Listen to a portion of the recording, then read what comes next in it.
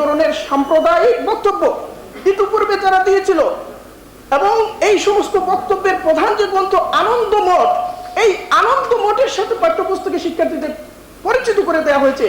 এটা ভারতের মতো রাষ্ট্রেও সম্ভব হয় নাই বিজেপি আসার আগ পর্যন্ত।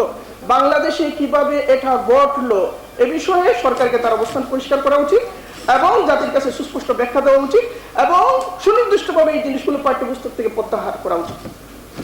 নতুন স্কুল কারিকুলামে 6ষ্ঠ শ্রেণী থেকে 9ম শ্রেণী পর্যন্ত পাঠ্যপুস্তকে ইতিহাস ও সামাজিক বিজ্ঞান গ্রন্থে বাংলা অঞ্চল নামে একটা কল্পিত ভূখণ্ডের কথা বলা হচ্ছে।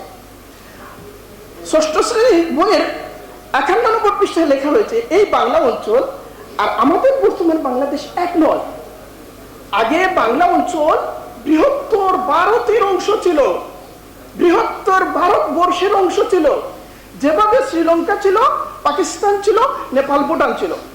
তাহলে এটা কোন কথা? এটা কোন কথা? এটা তো অখণ্ড ভারতেরই কথা। এটা তো অখণ্ড ভারতেরই কথা।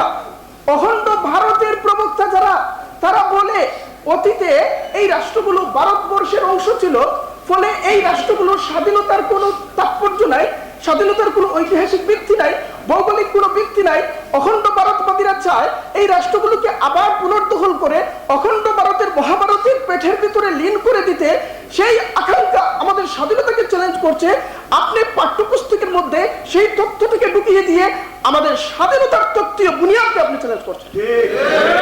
এটা কিভাবে পাঠ্যপুস্তকে স্থান পায়?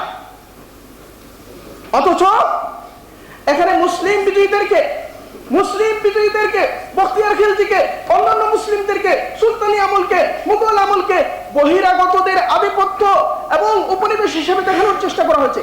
কিন্তু ইতিহাস কি বলে? ইতিহাস বলে বখতিয়ার যে দেশে এসেছিলেন, কোন মুসলিমের কথা আমি বলছি না, কোলাচার্য জ্ঞানানুশ্রী তিব্বতী ঐতিহাসিক বৌদ্ধ ধর্মাবলম্বীদের অন্যতম পুরোহিত, তার একটা গ্রন্থ বদ্রকল্পদ্রোম, এই গ্রন্থের মধ্যে তিনি লিখেছেন এদেশের বৌদ্ধ প্রতিনিধি দল বিহারে গিয়ে বখতিয়ার খিলজিকে অনুরোধ করেছেন তিনি যেন এসে এদেশের নিপীড়িত মানুষকে সেন রাজাদের স্বৈরাচার এবং নৃশংসতা থেকে মুক্ত করেন। আপনার ইতিহাসের এই সত্যকে অবজ্ঞা করে মুসলিম বিজয়ীদেরকে বহিরাগত এবং আগ্রাসী হিসেবে দেখানোর চেষ্টা করবেন, এটা তো ঐতিহাসিক বক্তব্য তো নয়, এটা একটা বিশেষ গোষ্ঠীর হিন্দুত্ববাদীদের বক্তব্য।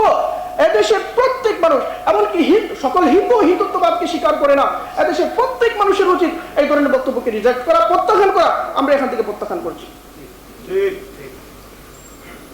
এই পাঠ্যপুস্তকে মুসলিম পরিচিতিকে যেভাবে নির্মূল করার চেষ্টা করা হয়েছে,